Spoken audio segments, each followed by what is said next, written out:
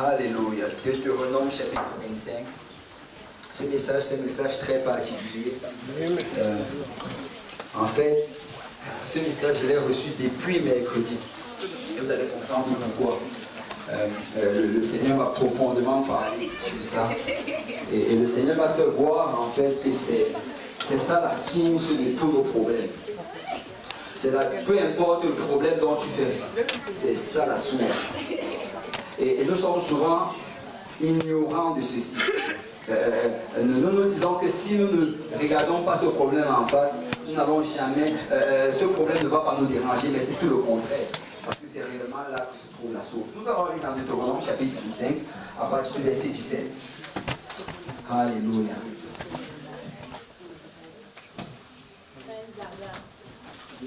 Deutéronome 25, à partir du verset 17. La Bible dit, souviens-toi de ce que fit Amalek pendant la route, lors de ta sortie d'Égypte. Comment il te rencontra dans le chemin et sans aucune crainte de Dieu, tomba sur toi par derrière, sur tous ceux qui se traînaient les derniers, pendant que tu étais las et fatigué toi-même. Lorsque l'Éternel, ton Dieu, après t'avoir délivré de tous les ennemis qui t'entourent, t'accordera du repos dans le pays que l'Éternel, ton Dieu, te donne en héritage et en propriété, tu effaceras la mémoire d'Amalek de dessous les cieux. Ne l'oublie pas. Dis à ton voisin, ne l'oublie point. Ne l'oublie point.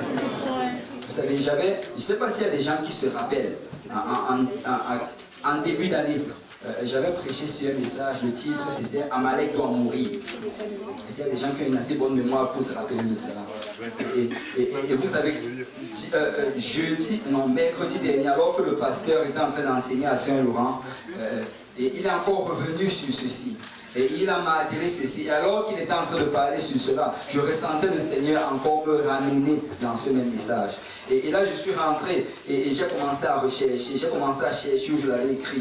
Et j'ai cherché dans mon iPad, ce n'était pas là. J'ai cherché à gauche et à droite. Et je suis allé dans YouTube. Et je rends grâce à Dieu pour YouTube. Amen.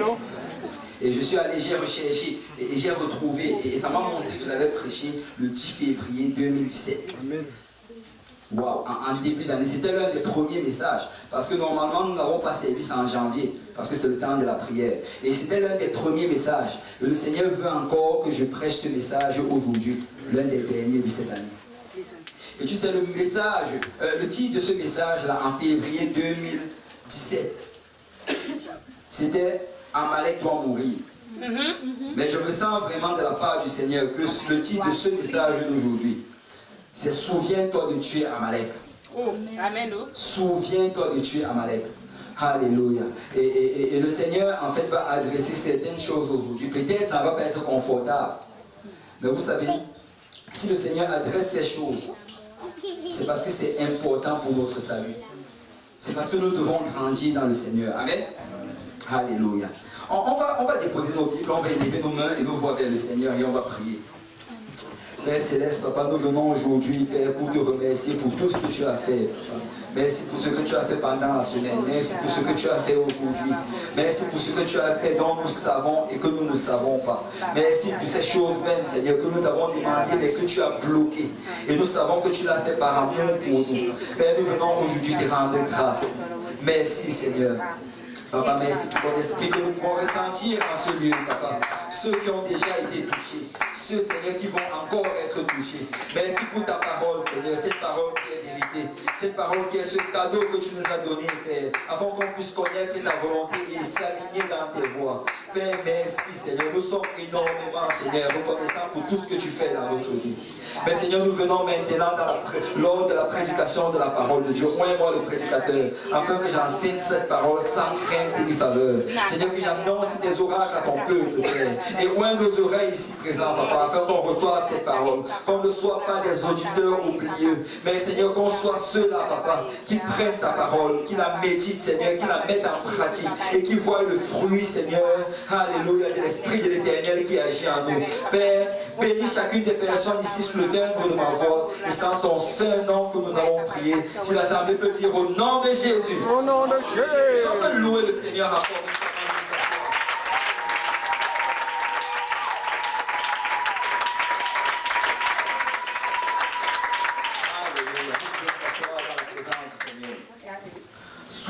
souviens-toi de tuer Amalek.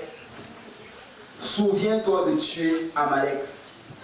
Vous savez, je ne sais pas s'il y a quelqu'un ici qui a déjà fait face à cette situation. Que depuis le commencement, depuis le moment qu'il a commencé à servir le Seigneur, c'est comme si il fait toujours face à certains problèmes. C'est comme si ces problèmes sont récurrents. Il a beau combattre contre cela, il a beau s'opposer à cela, il a beau prier sur cela, mais c'est comme si ça n'arrête pas de venir. Et c'est comme si c'est un combat continuel, jour après jour, jour après jour. Écoute, peut-être, je ne dis pas que ça va être la même chose pour chacun d'entre nous, mais tu sais, plusieurs d'entre nous, nous avons ce problème. Sinon même tous. C'est juste que à chacun d'entre nous, c'est un problème différent. Et il y a certains que ça va être l'alcool. Il y a des gens peut-être qui avant étaient des alcooliques. Et à cause de cela, quand ils ont donné leur vie à Dieu, le Seigneur les a délivrés de l'alcool. Mais c'est comme si de temps en temps, le goût de l'alcool, l'envie de l'alcool va encore revenir. Peut-être c'était, je ne sais pas, le commérage.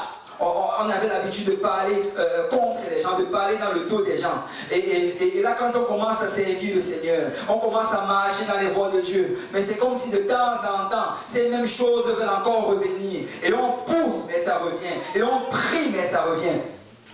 Peut-être c'est la pornographie. Peut-être quelqu'un était lié par la pornographie. Il est venu dans le Seigneur et le Seigneur l'a délivré de cela. Mais c'est comme s'il a à combattre la pornographie plus que toutes les autres personnes.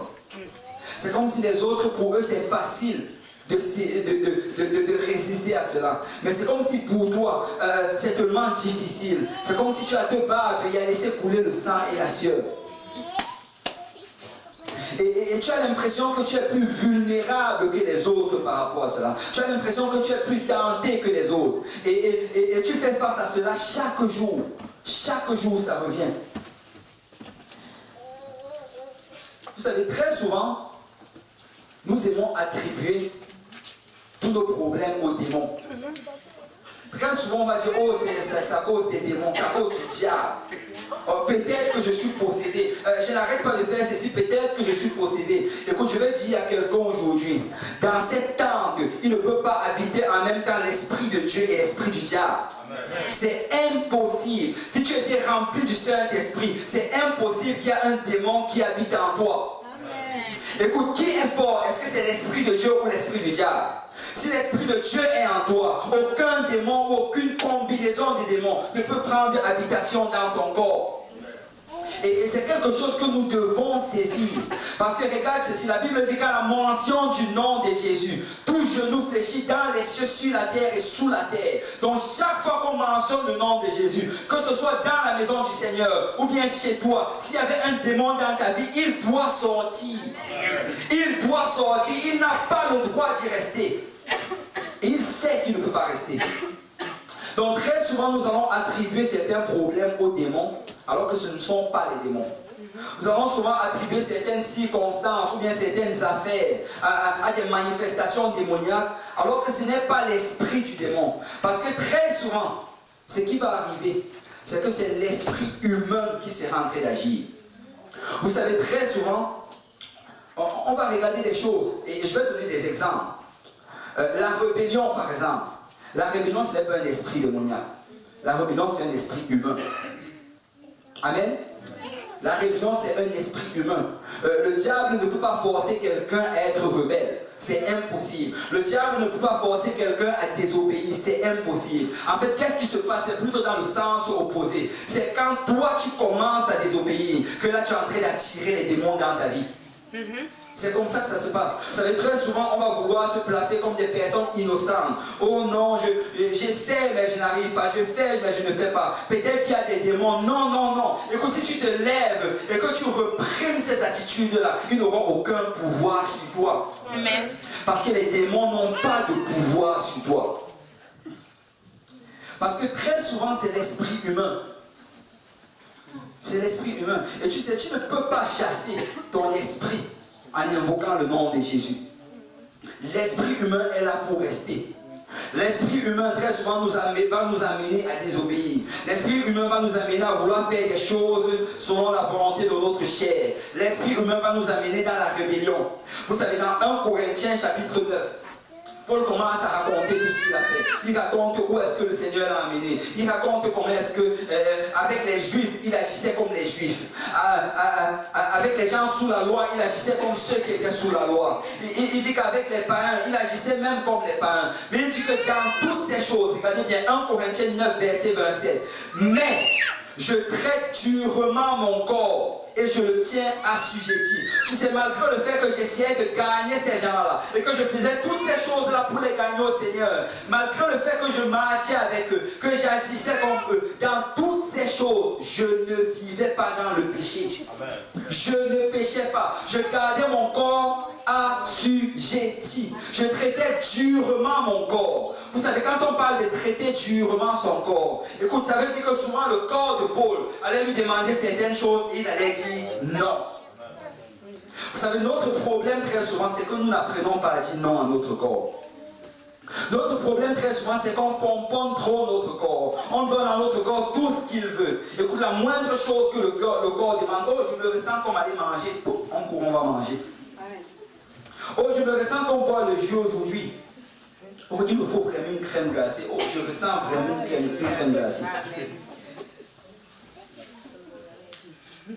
Je ressens. Et ça, on entre dans cette dimension-là, on commence à habituer notre corps à juste accomplir et avoir ses caprices. Et la moindre caprice que le corps va donner, on va commencer à donner cela au corps. Et tu sais, alors que tu es en train de faire cela, tu rends ton corps plus fort. Et qu'est-ce qui va se passer? C'est que les prochaines fois, quand il va te demander une chose qui va contre la volonté du Seigneur, tu seras plus enclin à lui donner.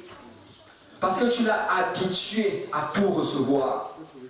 Mais je viens de dire au peuple de Dieu aujourd'hui, tu dois apprendre à dire non à ton corps. Tu dois apprendre à dire non à ta chair. C'est souvent juste comme ça, dis non, je ne te donne pas.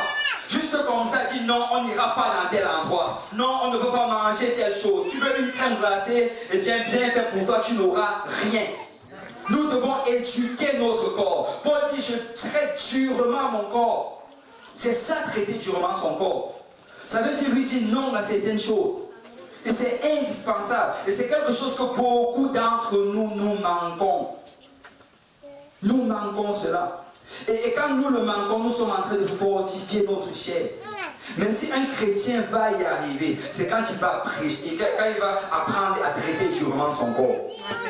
Nous devons nous exercer à cela. Amen. Nous devons nous exercer à cela. Tu sais, exerce-toi à dire non à ton corps. C'est important, c'est indispensable pour ton salut. Vous savez, dans la Bible, Amalek, c'était un ennemi particulier d'Israël. Amalek, en fait, c'est un ennemi que Israël a toujours ignoré. Quand tu regardes dans la parole de Dieu, tu vois, c'est rare. C'est très rare qu'Israël parle d'Amalek. Tu ne vois jamais Israël s'attaquer à Amalek. En fait, Israël a toujours ignoré Amalek. Ils n'ont pas considéré Amalek comme leur ennemi. Mais tu sais, Amalek est un peu dans la Bible, ça représente en fait la chair. Amalek, c'est un type de la chair. Et c'est ça qui nous arrive très souvent. Nous ignorons que la chair est notre ennemi. Vous savez, nous savons tous que le diable est notre ennemi. Amen. Mais beaucoup d'entre nous, nous ignorons que notre chair également est notre ennemi. Et je veux dire à quelqu'un aujourd'hui, ta chair est même plus puissante que le diable. Et je le répète, ta chair est plus puissante que le diable. Écoute, le diable ne peut pas te tirer en enfer, mais ta chair peut te tirer en enfer. Et quelqu'un doit réaliser aujourd'hui, alléluia, que tu ne dois pas laisser la chair prendre le contrôle dans ta vie. Tu dois t'exercer à mortifier ta chair. Tu dois t'exercer à traiter durement cette chair. Parce qu'elle doit comprendre que peu importe ce qui arrive, je vais aller au ciel. Peu importe ses désirs, je vais aller au ciel. Et ce n'est pas moi qui vais être soumis à la chair, mais la chair va être soumise à l'esprit. Et on nous dit qu'Amalek, quand tu regardes vraiment, quand tu étudies dans la parole de Dieu, tu réalises qu'Amalek, ils avaient une manière d'attaquer Israël et c'était différent de tous les autres peuples. Amalek, regardez dans Exode chapitre 17, le verset 1. Ça, c'est la première fois qu'on voit Amalek attaquer Israël. Israël n'avait rien fait. Israël n'était même pas sur son chemin. Israël, tout ce qu'Israël faisait, c'était de sortir d'Égypte et d'aller vers la terre promise. Et on nous dit dans Exode 17, verset 1, que Amalek est venu et a attaqué Israël. Juste comme ça. Tu sais, Amalek va toujours s'opposer à ce que tu sortes d'Égypte. Amalek va toujours s'opposer à ce que tu ailles dans les promesses du Seigneur. Et regarde dans Galates chapitre 5 verset 17. La Bible dit, car la chair a des désirs contraires à ceux de l'esprit. Et l'esprit en a de contraires à ceux de la chair. Ils sont opposés entre eux, afin que vous ne fassiez point ce que vous voudriez. Et ce que Paul est en train de dire ici, c'est que ce que ta chair veut, c'est contraire de ce que ton esprit veut. C'est complètement le contraire. Écoute, tu ne vas jamais arriver à un endroit où la chair veut exactement la même chose que l'esprit. Non, non, non. Donc si ta chair veut quelque chose, ça doit être un signe pour toi que peut-être c'est contre la volonté du Seigneur. Amen. Amen. Et il dit que c'est la chair. Et dans Galates, il continue à parler de cela. Il commence à te parler des œuvres de la chair. Il dit que les œuvres de la chair sont manifestes. Il te parle de l'impudicité. Il te parle de l'idolâtrie. Il te parle de toutes ces choses-là, de l'impureté. Et tu sais, et après avoir fait cela, maintenant, il a envie de dire, voici le fruit de l'esprit. Et ce que Paul était en train de dire, et ce que je veux dire à quelqu'un ici aujourd'hui, c'est que tu dois être capable, nous devons être capables de discerner c'est quoi la volonté de la chair et c'est quoi la volonté de l'esprit. Parce que si nous ne sommes pas capables de mettre une ligne, un trait entre ces deux, nous allons commencer à les mélanger et commencer à marcher selon la chair en croyant qu'on fait la volonté de Dieu. C'est ta chair n'aime pas obéir à la parole de Dieu. Ta chair déteste obéir à cela.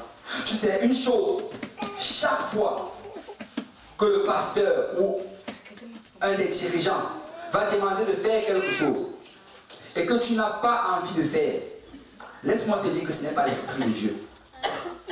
Ce n'est pas l'esprit de Dieu, je peux le dire clairement, ce n'est pas l'esprit de Dieu. Écoute, c'est de, oh non, moi j'ai aussi l'esprit, non, non, non. Et écoutez ceci. Très souvent, on a tendance à penser que les gens qui sont spirituels, ce sont les gens qui parlent d'une manière bizarre. Ce n'est pas ça être spirituel. Absolument pas. La Bible nous dit en fait que la manifestation de l'esprit, le Seigneur le manifeste sur n'importe qui. C'est-à-dire quand je parle de la manifestation, je parle des dons de l'esprit, le fait sur n'importe qui. Que la personne soit spirituelle ou pas spirituelle. Donc une marque de la spiritualité, ce n'est pas quand quelqu'un manifeste les dons de l'esprit. Ce n'est pas ça la marque de la spiritualité. La marque de la spiritualité, c'est l'obéissance. Les gens les plus spirituels, ce sont les gens les plus obéissants. Amen. Ce sont ceux à qui, quand on dit la parole de Dieu demande de faire ceci. Alléluia. Avant, je ne le faisais pas, mais à partir de maintenant, je le fais au nom de Jésus-Christ. C'est ça le spirituel. Et le spirituel, ça n'a rien à voir avec les dons spirituels. Et tu sais quoi, chaque fois qu'on annonce la parole du Seigneur, chaque fois que le pasteur va nous enseigner un principe de la parole, laisse-moi te dire que s'il y a un esprit de désobéissance, un esprit de rébellion, un esprit qui dit non, non, moi je pense que je devais faire ceci, laisse-moi te dire que ça ne vient pas de l'esprit de Dieu, mais ça vient de ta chair. Ça vient de ta chair. Mais je parle à des gens aujourd'hui qui doivent apprendre à résister à la chair. Qui doivent apprendre à dire, chair, tu sais quoi, même si tu ne veux pas obéir, nous allons obéir. Même si tu ne veux pas te soumettre, nous allons nous soumettre. Et très souvent, vous allez le voir, quand on va parler à lui, le pasteur va dire, vous tous peuple, battez les mains et poussez des cris de joie. Tu vas voir, il y aura certaines personnes, je ne me ressens pas comme le fait. Il restera. Ça, c'est un esprit de rébellion. Ce n'est pas le Saint-Esprit qui t'a dit de ne pas battre tes mains. Ça vient de ta chair. Et la Bible dit, marchez selon l'esprit. Et vous n'accomplirez pas les désirs de la chair. Et marcher selon l'esprit, ça ne veut pas dire que tu marches les yeux fermés en parlant d'autres langues. Amen. Marcher selon l'esprit, c'est marcher dans l'obéissance. Amen. Tu sais, la première des choses, Amalek ne veut pas. Ta chair ne veut pas que tu obéisses à la parole du Seigneur. Deuxième des choses, regardez dans Juge chapitre 6. on nous raconte une période, alléluia, de l'histoire d'Israël. Et on dit que pendant cette période, il avait un ennemi. Et regardez 6, verset 3. On dit quand Israël avait semé, Madian montait avec Amalek et les fils de l'Orient. Et il marchait contre lui. Tu sais, Amalek attendait d'abord que Israël a semé. Et on dit au verset 4, il campait en face de lui, détruisait les productions du pays jusqu'à vers Gaza. Et il ne laissait en Israël ni vivre, ni brebis, ni bœufs, ni ânes. Et une deuxième particularité avec Amalek, c'est que Amalek va vouloir détruire les bénédictions de Dieu dans ta vie. Vous savez, très souvent, c'est une chose triste. On va voir comment le Seigneur travaille dans certaines personnes. Le Seigneur est en train de faire des choses extraordinaires. Il les amène dans un grand niveau spirituel. Mais ce qui va la plupart leur tuer, c'est qu'ils n'ont pas appris à dealer avec leur chair. Ils n'ont pas appris à soumettre leur chair. Et c'est comme ça que leur chair, comme Amalek, va voler toutes les bénédictions que Dieu avait mises dans leur vie. Et vous savez, nous sommes des experts pour combattre contre le diable. Mais nous devons apprendre à combattre contre notre chair. Nous devons combattre la chair. Parce que c'est là que se trouve le nerf de la guerre. C'est là que se trouve le vrai problème. Et on dit qu'Amalek allait venir. Il allait prendre toutes les vivres. Il allait arracher toutes choses. Et vous savez très souvent. Et qu'est-ce qui se passait? Pourquoi Amalek faisait cela? Parce qu'Israël n'avait pas obéi au commandement du Seigneur. Dès le départ, le Seigneur avait demandé à Amalek, à Israël, tu dois détruire Amalek. Tu dois le détruire. Et Israël devait avoir cette attitude continuelle. Que peu importe comment je me ressens, peu importe où je me trouve, je dois aller faire la guerre contre Amalek. Je dois faire la guerre. C'est une guerre continuelle. Parce que je vais dire à quelqu'un aujourd'hui que si tu ne combats pas contre ta chair va continuer à combattre contre toi. Ce n'est pas parce que tu ignores qu'elle va arrêter de combattre contre toi. Elle va combattre. La Bible dit que la chair et le sang ne vont pas hériter du royaume de Dieu. Ta chair sait qu'elle n'ira pas au ciel. Écoute, et ce qu'elle veut faire, c'est tirer ton âme et ton esprit en enfer. Et il est temps que quelqu'un se réveille aujourd'hui. Il est temps que quelqu'un rentre dans la bataille et réalise qu'il doit se battre. Vous savez, très souvent, les enfants de Dieu vont tolérer le péché. Et ça, c'est quelque chose de juste triste, de tolérer. Et il y aura certains péchés dans leur vie. Ils vont le cacher, ils vont bien le couvrir, ils vont le tolérer pendant un bon bout de temps, en se disant que oh, si je le cache assez, je ne sais pas, peut-être que je vais aller au ciel avec cela. Non, non, non, laisse-moi te dire ceci, que si tu continues à le garder, ça va grandir en toi. Ça va grandir. C'est quand Paul écrivait, je ne sais plus c'était à qui, je crois que c'était à Timothée, qui lui donnait certaines instructions. Il disait, écoute Timothée, marche loin de ces choses. Marche loin de ces choses. Tu sais, un enfant de Dieu doit avoir une distance tellement éloignée du péché, que même s'il arrive à ce qu'il tombe, qu'il ne puisse même pas frôler ce péché. Nous devons marcher loin de ces choses. Parce que si nous tolérons le péché, nous allons arriver à un point où nous ne serons plus capables de le résister. Parce qu'il va grandir dans notre vie. Il va grandir. Tu sais, les choses que nous faisons face aujourd'hui, nous ne sommes pas les premiers à traverser cela. Je te dis, tu n'es pas le premier à traverser ce que tu traverses. Tu n'es pas le premier à faire face à cet ennemi dont tu fais face. C'est David, toutes ces personnes dans la Bible, ils faisaient face à cela. Et nos anciens ont fait face à cela. Mais ça prend vraiment que quelqu'un ait la haine du péché dans son cœur. Ça prend vraiment une haine sincère du péché. Et si tu n'as pas encore cette haine, ça prend que tu cherches un autel et que tu dis, Seigneur, mets la haine du péché dans mon cœur. Je veux haïr ces choses-là. Ces choses, peut-être que j'avais l'habitude de les faire, mais je veux la haine de cela. Je veux que rien que quand je les vois, ça me donne l'envie de vomir. C'est David a dit, Seigneur, crée en moi un cœur pur, renouvelle en moi un esprit bien disposé. David était fatigué de son cœur, il était fatigué de son esprit. Il dit, Seigneur, je veux que tu fasses quelque chose de nouveau en moi. Parce que ça va prendre une détermination si nous voulons surmonter cela. Nous devons être déterminés. C'est si tu regardes toujours ces choses d'une manière légère, en te disant, oh, c'est juste passager. Non, non, non, Amalek est là pour rester. Il est là pour rester. Cette situation dont tu fais face, elle est là pour rester. Ça doit prendre que tu te lèves et que tu prennes les armes de l'esprit et tu commences à combattre. Amen. Une troisième particularité avec Amalek, dans Deutéronome 25, verset 18 qu'on a vu au départ, ça dit comment il te rencontra dans le chemin et sans aucune crainte de Dieu tomba sur toi par derrière. Que quelqu'un dise par derrière. Par derrière. Sur tous ceux qui se traînaient les derniers, pendant que tu étais las et épuisé toi-même. Vous savez, ces choses-là que nous gardons dans notre vie, peut-être nous allons pouvoir les garder en dessous pendant un bout de temps. Mais tu sais, quand nous arrivons au point où nous sommes las, que nous sommes fatigués, ces choses remontent rapidement à la surface. Vous savez, Amalek, en fait, la signification de ce nom en hébreu, ça signifie celui qui habite dans la vallée. Et très souvent, Amalek va te rencontrer dans la vallée. Écoute, tout va sembler bien. Tu vas être au milieu des enfants de Dieu, tu vas louer le Seigneur, tu vas courir avec les autres.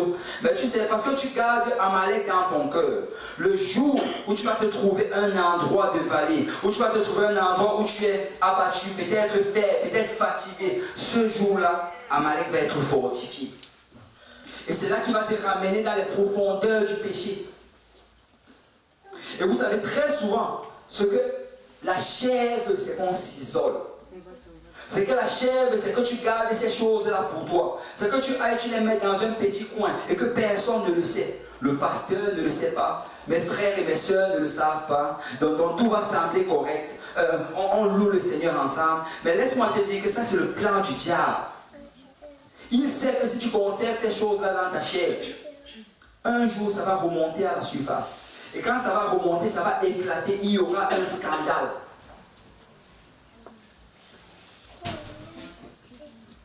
Écoute, ne marche pas seul dans la vallée. Tu n'as pas besoin de garder ces choses pour toi. Tu sais, à la moindre racine d'iniquité, couvre le pasteur. Couvre le pasteur, pasteur, j'ai tel problème. Écoute, le pasteur, une chose que je sais avec le pasteur, il n'est pas dans le commérage. Donc c'est sûr qu'il ne va pas le raconter à personne. Couvre le pasteur, pasteur, j'ai tel problème. Prie pour moi, aide-moi, dis-moi ce que la parole de Dieu raconte. Je veux sortir de ça. Parce que si tu restes dans la vallée, si tu restes dans le noir, cette chose va te tuer. Et tu sais, la Bible dit, Jésus lui-même l'a dit, qu'il n'y a rien de caché qui ne sera révélé. C'est aussi longtemps que tu le gardes caché, tu es juste en train de le grossir. Un jour, ça va éclater dans la face de tout le monde. Dès la moindre racine d'iniquité, tu dois dealer avec ce problème.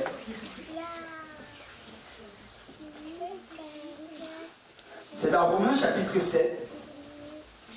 Paul est très transparent par rapport à sa vie. Paul, c'est le plus grand évangéliste qui ait jamais été. Paul, en fait, on évalue le nombre de personnes qu'il a gagnées au Seigneur et c'est environ 1,5 million de personnes. 500 000 personnes. Donc on dit gagner, pas qu'il a gagné directement, mais par l'œuvre qu'il a accomplie. Et Paul a fait de grandes choses. Il était puissamment utilisé par le Seigneur.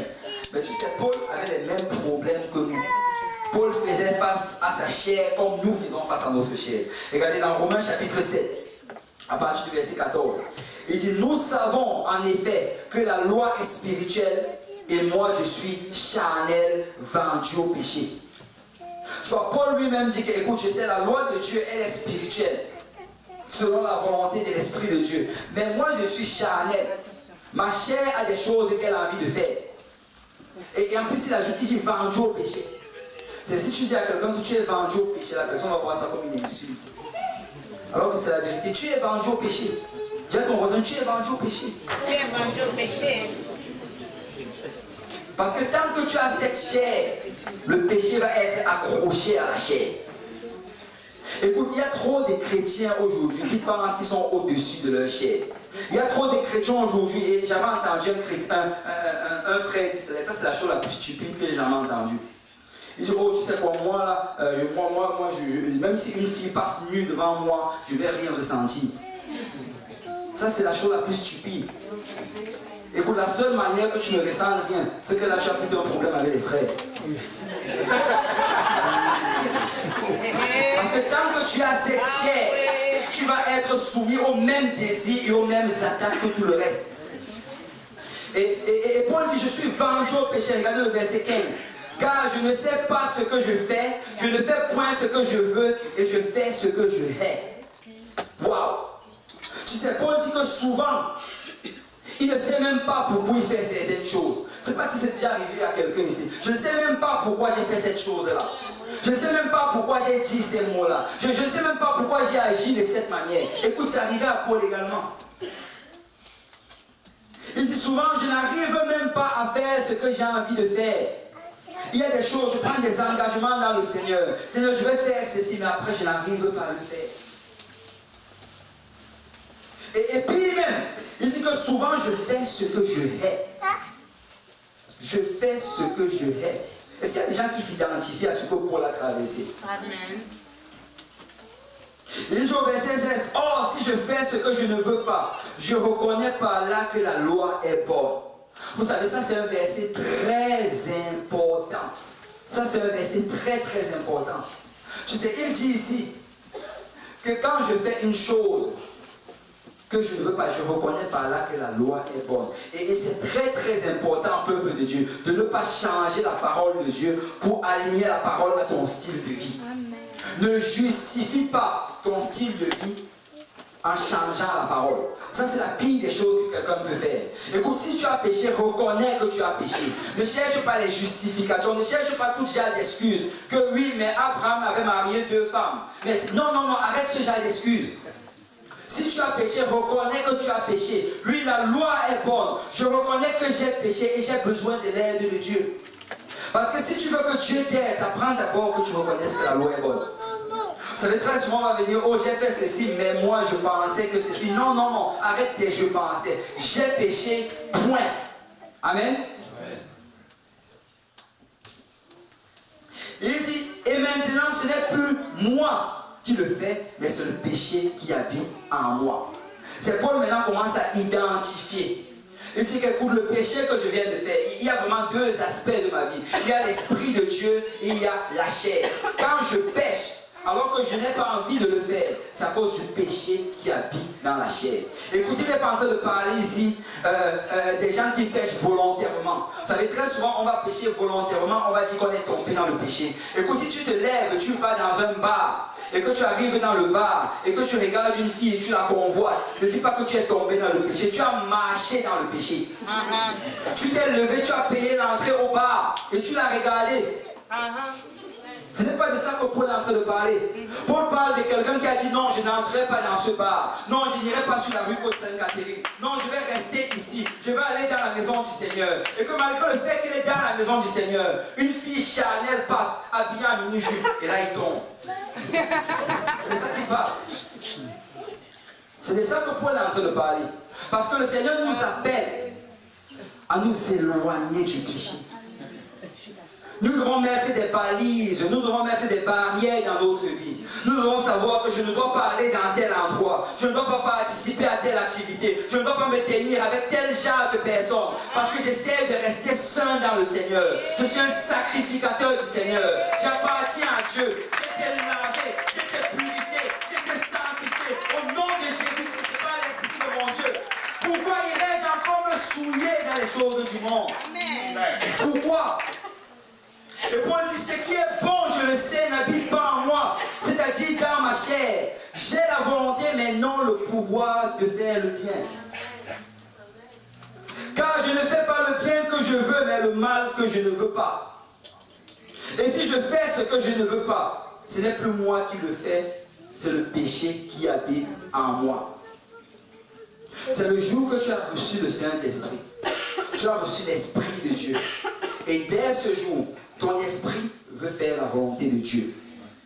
Ton esprit est attaché à la parole de Dieu. Ton esprit aime la parole de Dieu. Et c'est pourquoi chaque fois que tu fais une chose qui est contre la volonté de Dieu, et ton cœur est lourd, tu te sens mal, et tu as envie, c'est comme si tu es déchiré à l'intérieur de toi. Écoute, c'est parce que l'Esprit de Dieu ne supporte pas le péché que tu es en train de vivre. Mais tu sais, tu dois comprendre ceci, que malgré le fait que l'homme intérieur, malgré le fait que ton esprit ait été sauvé, ta chair n'a pas encore été sauvée. Ta chair n'est pas sauvée. Et il dit, regardez bien, je trouve donc en moi cette loi.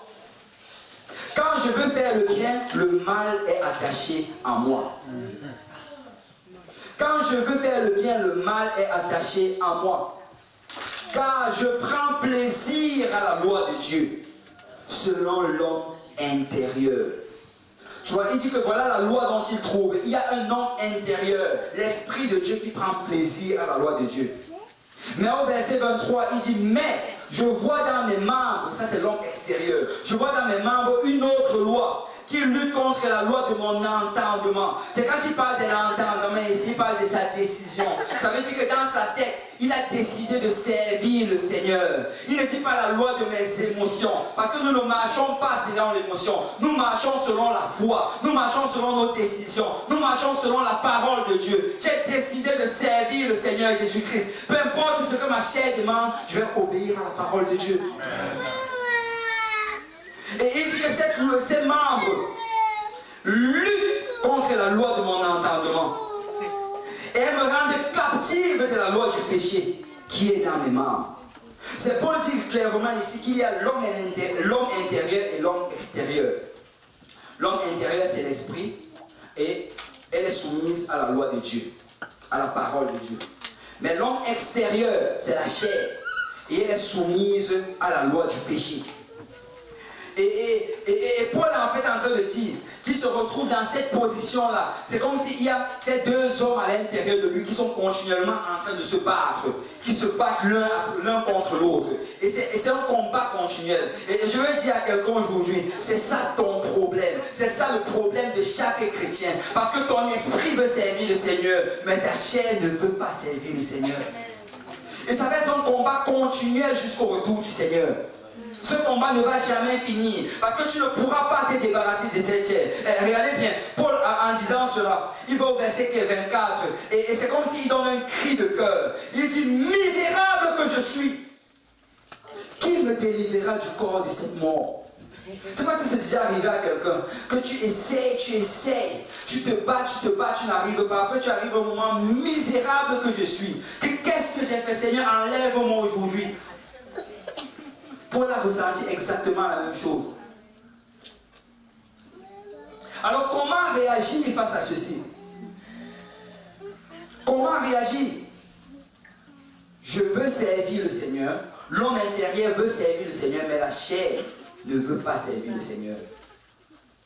Tu sais, tu dois comprendre ceci, et nous devons comprendre ceci, que nous sommes engagés dans un match de boxe. Nous sommes dans un match de boxe. Que tu le veuilles ou pas, tu es dans le match de boxe.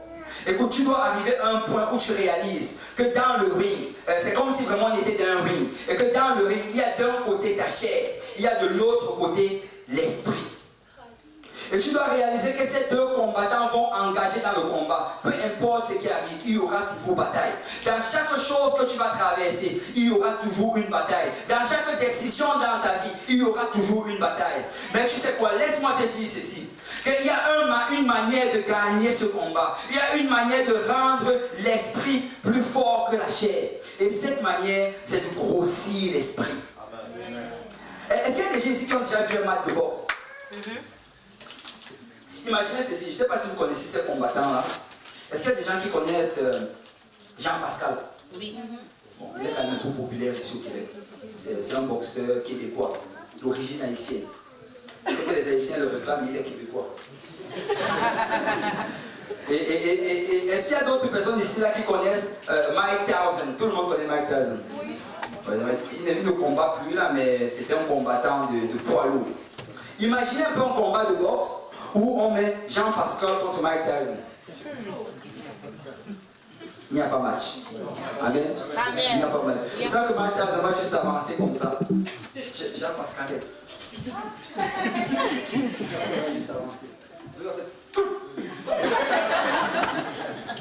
Il n'y aura pas match. Pourquoi? Parce que Mike Tyson est plus gros. Amen.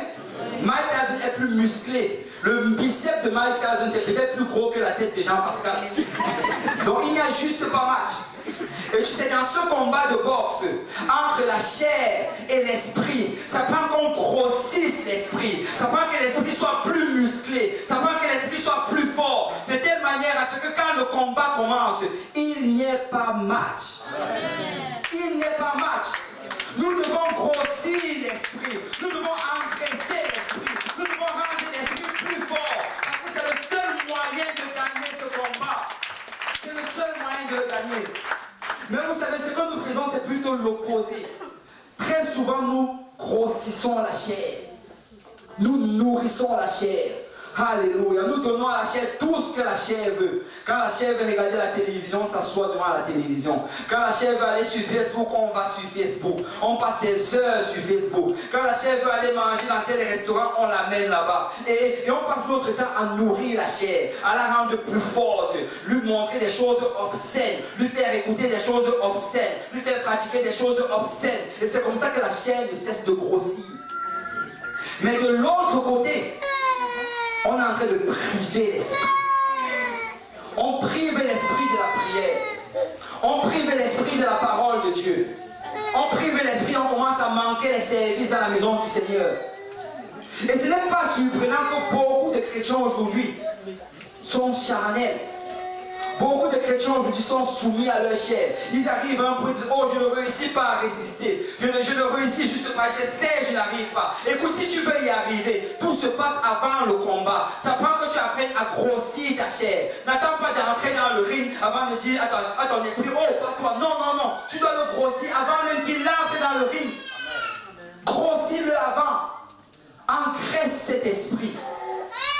Peuple de Dieu, je veux dire à quelqu'un, et ma prière, c'est que je ne prêche pas des sourds. Tu dois engraisser l'esprit du Seigneur. Amen. Tu dois grossir cet esprit, tu dois le muscler. Alléluia. Vous savez, les choses qu'on enseigne, et on les enseigne encore et encore et encore. Et le pasteur Grand m'en a parlé dimanche passé. Si tu veux grandir dans le Seigneur, tu dois avoir une vie de prière, une vie de lecture de la parole de Dieu, être en communion avec le Seigneur. Et si tu fais ces choses, tu vas grandir. Et si tu fais ces choses, l'esprit de l'Éternel va grandir en toi. Et si tu fais ces choses, tu vas marcher selon l'esprit. Parce que c'est là que ça se passe. Vous savez, les combats de boxe, en fait, le combat se gagne même avant le match de boxe. C'est avant. Si vous regardez l'entraînement que ces gens-là traversent avant le jour du combat, vous serez stupéfait. Vous savez, ces gens-là, souvent, on a l'impression que notre vie chrétienne, que c'est la misère, que c'est difficile. Je ne sais pas s'il y a des gens ici qui ont fait la boxe. Il y a quand même quelques personnes qui ont fait la boxe. Je parle pas avec vos frères et sœurs. Et les gens qui ont fait la boxe, ils savent ceci, que la préparation d'un combat. Vous savez, c'est de ça que Paul parlait même quand dans 1 Corinthiens chapitre 9. Il parlait en fait de la préparation des combats des gladiateurs. La préparation de ces combats, ces gens-là, ils ont un régime strict. Très très strict. Et souvent ça les prend de jeûner. Ils jeûnent. Si tu regardes souvent, oh, parce que je suis chrétien, je dois jeûner. Même les boxeurs jeûnent. Et souvent ce sont des jeûnes brutaux. Mais il y a même des périodes où ils ne doivent même pas boire de l'eau. Ils doivent passer souvent 24 heures ou bien 2 jours sans boire de l'eau pour pouvoir faire la pesée. Et souvent ils doivent rentrer dans des sacs plastiques. On doit les fermer pour qu'ils suent toute leur sueur, pour que l'eau sorte de leur corps. Ils ont des choses, et ils doivent se lever très tôt le matin, ils doivent aller s'entraîner, ils courent pendant des heures, après ils reviennent encore, ils se battent, ils s'entraînent, et ce sont des entraînements continuels, et vraiment leur vie, en préparation pour le combat de boxe, c'est une vie qui est concentrée sur ce combat-là. Parce qu'ils réalisent que ça va prendre cette discipline-là s'ils veulent avoir la victoire lors du combat. Vous savez, la victoire, ce n'est pas juste qu'il arrive haut et qu'il est tendu, ce gagne. Non, non, non. Vous savez, la boxe, en fait, le talent de la boxe, ça compte pour très peu. La plus grosse partie, c'est la préparation. Et je veux dire à quelqu'un aujourd'hui, si tu veux marcher selon l'esprit, tu dois faire la préparation. Tu dois faire la préparation. Écoute, arrête de manquer tes temps de prière.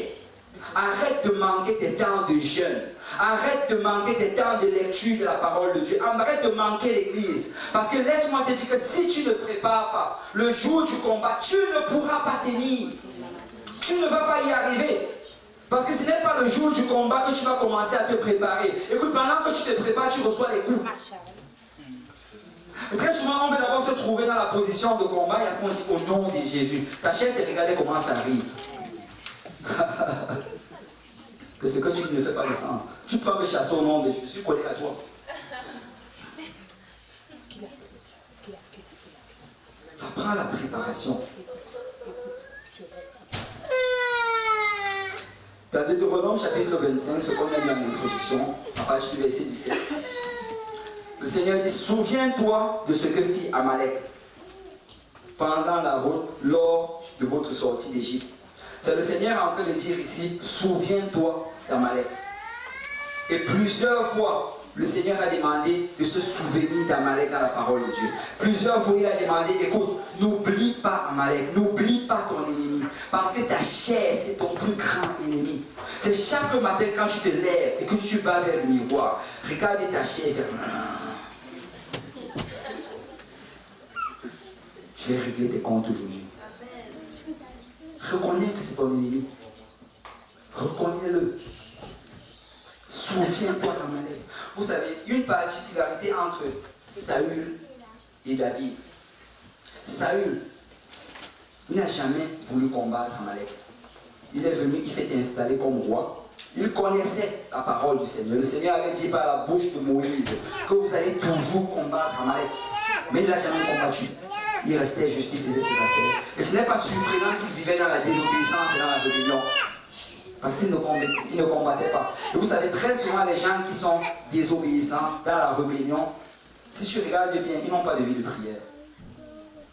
Donc là, ça devient silencieux, mais je sais que c'est la vérité. Ils n'ont pas de vie de prière.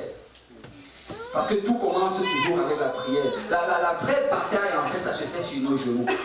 La vraie bataille, ce n'est pas ce qu'on fait ici à l'église, qu'on danse, on court, on chante. La vraie bataille, c'est sur nos genoux. Si tu réussis à combattre ta chair chaque jour, écoute, je vais me mettre à genoux aujourd'hui, que tu le veuilles ou pas, et je vais prier, et je vais rester ici, et je vais lire la parole de Dieu. Si tu réussis à faire cela chaque matin, laisse-moi te dire que la rébellion ne peut pas rester dans ta vie. Impossible. La désobéissance ne pourra pas rester. Parce que la vraie bataille, c'est sur nos genoux. Vous savez, arrêtons d'essayer de nous battre, les frères contre les sœurs. Arrête de courir pour te battre contre les démons. Bats-toi contre ta chair. Bats-toi contre ta chair. Et le Seigneur dit, souviens-toi d'Amalek.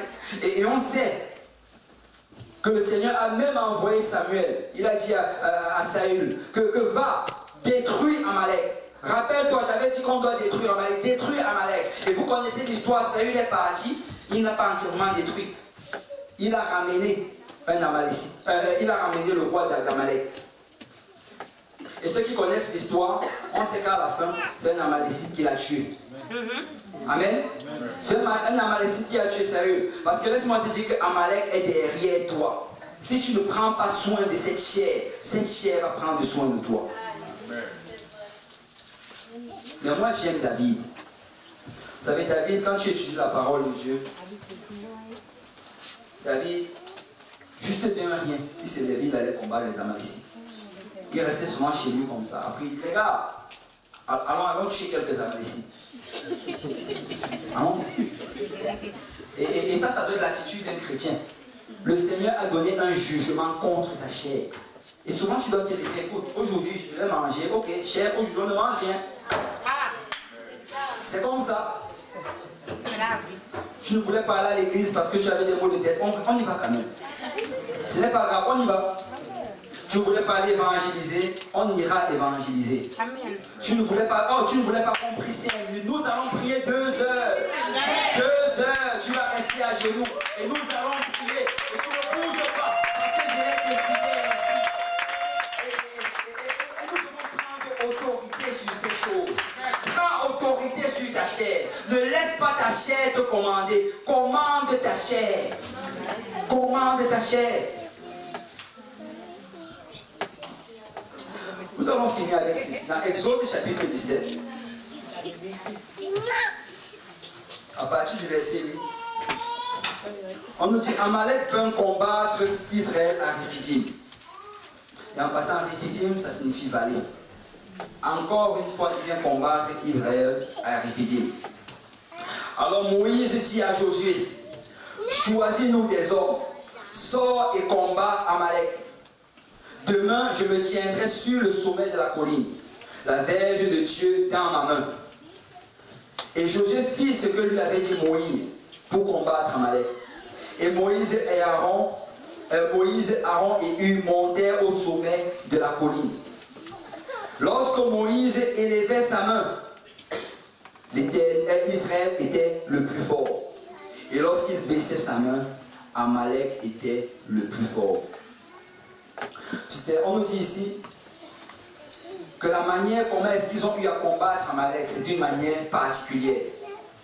Moïse a dit à Josué, va dans la vallée, va trouver Amalek. Et moi je vais monter dans la montagne. Et quand tu regardes, Josué était avec les hommes de guerre dans la vallée. Et là ils étaient en train de se battre. Ils se battaient contre leur ennemi. Ils se battaient contre Amalek. Mais la Bible dit qu'ils ne s'en rendaient peut-être pas compte. Mais chaque fois que Moïse devenait fatigué et qu'il baissait les mains, Amalek commençait à avoir le dessus sur Israël. Mais quand il reprenait les forces, il les relevait, Israël reprenait le dessus. Et on nous dit par la suite, regardez le verset 12, que les mains de Moïse étant fatiguées, il prit une pierre qu'il plaçait sous lui et il s'assit dessus. Aaron et Hur soutenaient ses mains, l'un d'un côté, l'autre de l'autre, et ses mains restaient fermes jusqu'au coucher du soleil. Parce que Aaron et Hur ont compris ceci, que si nous laissons Moïse baisser ses mains, nous allons perdre. Ils ont compris que la bataille, en fait, l'issue de la bataille n'avait rien à voir avec les armes de Josué et de toute son armée. L'issue de la bataille n'avait rien à voir avec la force de Josué et de toute son armée. Mais l'issue de la bataille dépendait de la position des mains de Moïse. Et vous savez, pour vaincre la chair, ça ne va pas être sur la base de ta force personnelle. Ça va être sur la base de ton adoration. C'est sur la base de l'adoration. Et écoutez-moi bien. Écoute, si tu n'as rien saisi de tout ce que j'ai dit jusqu'à présent, saisis au moins ceci. L'adoration est différente de la louange. C'est la louange, ça va nous aider. Et nous utilisons la louange pour vaincre l'ennemi. Dans 2 Chroniques chapitre 20, on voit qu'alors qu'ils ont commencé à louer le Seigneur a dressé une embuscade contre son ennemi. Quand tu loues le Seigneur dresse une embuscade contre Satan et contre tous ces démons qui sont autour de nous.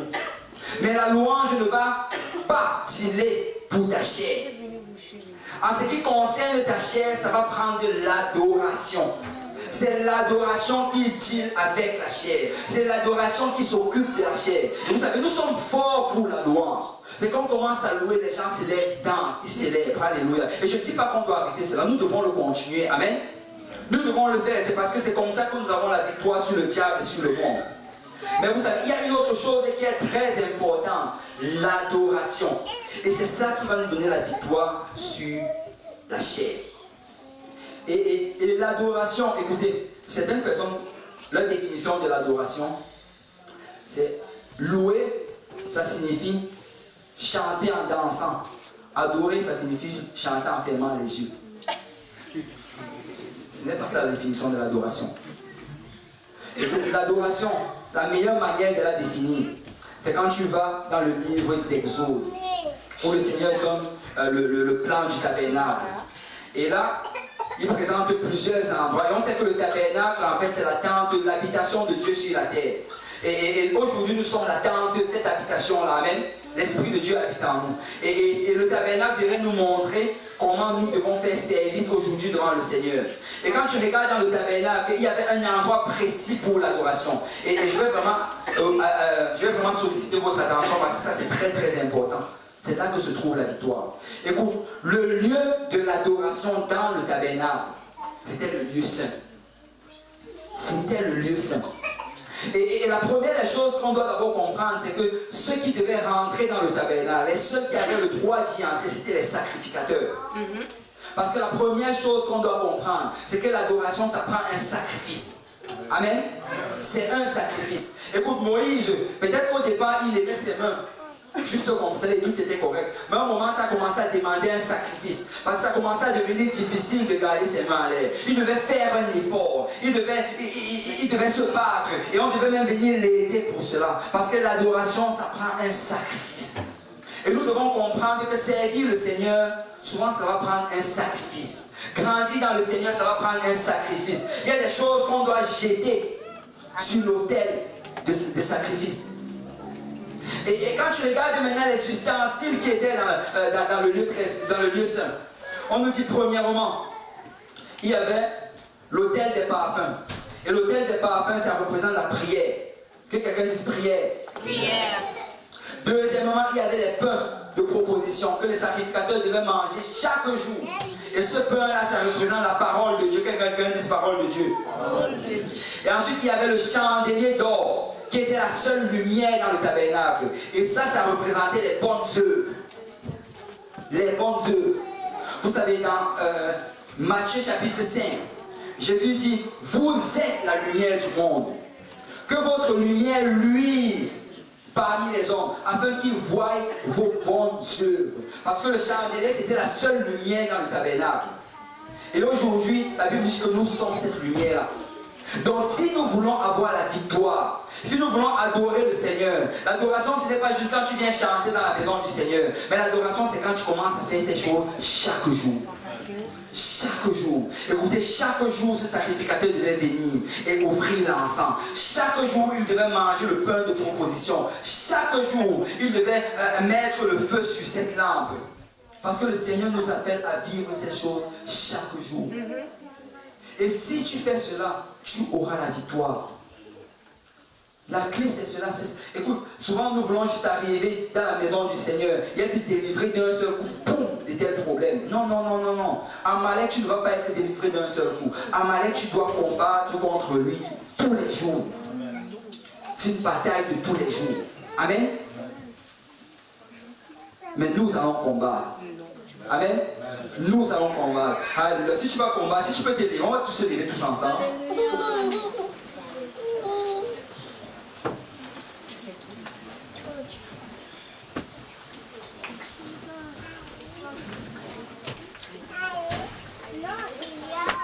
Peuple de Dieu, ma prière vraiment aujourd'hui, c'est que des gens commencent à mettre ceci en pratique. Parce que le vrai combat, ça se passe dans ces choses-là. Si nous combattons à garder une discipline de prière, de lecture de la parole de Dieu, une discipline de pratiquer des bonnes œuvres, de chercher à être agréable à Dieu, c'est que nous allons grandir. Et ce n'est pas une chose que tu vas faire un jour après arrêter. Non, non, non. C'est une question de chaque jour. Je veux dire à quelqu'un aujourd'hui, souviens-toi d'Amalek. Souviens-toi d'Amalek. N'oublie pas Amalek, parce qu'il est toujours présent. Tu dois dealer avec cette chair chaque jour. Chaque jour. Écoute, chaque jour, tu dois te lever le matin. Aller voir le Seigneur en prière. Seigneur, alléluia, donne-moi la victoire aujourd'hui contre cette chair. Seigneur, je ne veux pas céder, je ne veux pas tomber, je ne veux pas perdre, Seigneur. Mais je veux, Seigneur, te servir encore aujourd'hui. J'ai peut-être réussi hier, mais je sais qu'aujourd'hui c'est un nouveau combat. Et si je viens ce matin vers toi, c'est parce que je veux que tu me donnes encore la force pour aujourd'hui. C'est Jésus dans sa prière, il a dit, donne-nous aujourd'hui notre pain. Donne-nous notre pain quotidien. Parce que c'est une affaire de chaque jour. Écoute, le jour où tu te lèves et que tu n'as pas prié, tu as ouvert une grande porte pour Amalek. Le jour où tu te lèves et tu n'as pas lu la parole de Dieu, tu as ouvert une large porte à Amalek. Peuple de Dieu, nous devons prier. Nous devons prier. Écoute, que chaque matin ce soit un combat dans ta chambre ou bien chez toi. Que ce soit une bataille. Et que peut-être ta chair veut te tirer, aller prendre le bus que tu vas manquer. Mais tu dis, chair, nous allons mettre Amalek sous nos pieds. Je ne sors pas aujourd'hui avec l'ennemi sur mon dos. Je vais le mettre sous mes pieds. Je vais lire la parole de Dieu. Je vais prier. Alléluia. Je vais demander l'aide du Seigneur. Parce que je sais que c'est un combat quotidien. Souviens-toi d'Amalek. Souviens-toi d'Amalek. Peuple de Dieu, il y a trop de personnes qui tombent parce qu'ils ne combattent pas ce combat. Il y a trop de personnes qui ignorent Amalek. Ils ignorent leur chair. Ils vivent comme si la chair était soumise à Dieu. Jusqu'au jour où ils glissent et ils tombent. Et c'est là qu'ils réalisent, ah, j'avais un ennemi. Mais tu sais, moi je veux être comme David. Je veux juste aller le battre. Je veux juste l'attaquer, même s'il ne m'a rien fait. Écoute, même s'il a l'air d'être innocent, qu'il ne fait rien, je vais l'attaquer. Je vais avoir un jour de jeûne par semaine. Oh oui, c'est à ça que ça sert. Il y a beaucoup de personnes qui ignorent cela, qui, chaque début d'année, on demande qui va avoir un jour de jeûne par semaine. Plusieurs lèvent la main. Mais après, peut-être le font 1 mois, 2 mois, boum, ça disparaît de leur vie. Mais je veux dire à quelqu'un que l'ennemi n'a pas disparu. Il est là. Et si nous faisons ces choses, c'est parce que quand nous gênons, nous soumettons la chair à l'esprit. Nous mortifions la chair. De telle manière que quand elle veut se lever, l'esprit soit assez fort, soit assez costaud pour le porter en dessous de nos pieds. Et dit, je vais servir le Seigneur. Je vais servir le Seigneur. Ça ne te lasse pas de faire le bien. Ce que tu as commencé, continue. Parce que celui qui a commencé en toi cette bonne œuvre va la rendre parfaite pour le jour du Seigneur. Et tu sais, dans Exode 17, à partir du verset 13, ça finit de cette manière. Ça dit, et Josué vainquit Amalek et son peuple au tranchant de l'épée. Ce n'est pas Josué qui a eu la victoire par son épée. Parce que ce n'est ni par la force, ni par la puissance, mais c'est par l'Esprit du Seigneur. C'est Moïse qui était sur la montagne, parce qu'il a gardé ses mains dans les airs, parce qu'il est resté dans cette position d'adoration qu'il a eu la victoire. Et l'Éternel dit à Moïse, écris cela dans le livre, pour que le souvenir s'en conserve, et déclare à Josué que j'effacerai la mémoire d'Amalek de dessous les cieux. J'effacerai la mémoire d'Amalek. Vous savez, le Seigneur a donné cette promesse. Et cette promesse réellement va s'accomplir le jour où la trompette va sonner. Parce que tant que nous allons être sur cette terre, nous allons devoir combattre notre chair.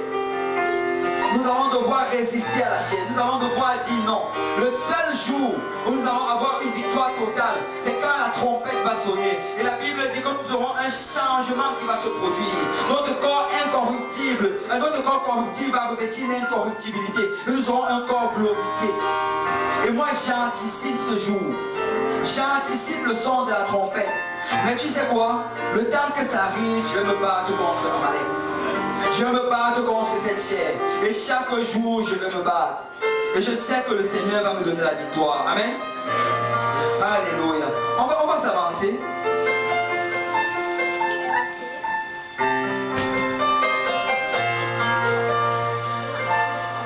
C'est la source de tous nos problèmes. C'est dans la chair. Nous avons la victoire contre le diable. Vous savez, aucun démon ne peut même tenir dans ce lieu. Certains disent, oh, le diable va à l'église. Le diable ne vient pas dans cette église. On mentionne trop le nom de Jésus. Il aurait juste à se mettre à genoux à tout moment. Il ne vient pas ici. Mais le problème, en fait, c'est la chair. Le problème, c'est l'esprit humain. Un esprit de rébellion. Un esprit de désobéissance. Mais je viens aujourd'hui au nom de Jésus-Christ soumettre la chair à l'esprit. Si quelqu'un peut élever sa voix, Seigneur, alléluia. Seigneur, crée en moi un esprit bien disposé. Seigneur, je veux vivre dans l'obéissance, Père. Je veux combattre le bon combat de la foi. Alléluia, alléluia. Si quelqu'un peut reprendre des engagements devant le Seigneur, c'est le moment de prendre des engagements. C'est le moment de demander l'aide au Seigneur. Seigneur, aide-moi dans ma vie de prière. Parce que tous les problèmes, l'origine, c'est la prière. Tous les problèmes, l'origine, c'est la parole de Dieu. Seigneur, je veux être discipliné dans ces choses. Je veux combattre pour ma vie de prière. Je veux combattre pour la lecture de la parole de Dieu. Je veux être fidèle dans ta parole, Père. Alléluia, alléluia.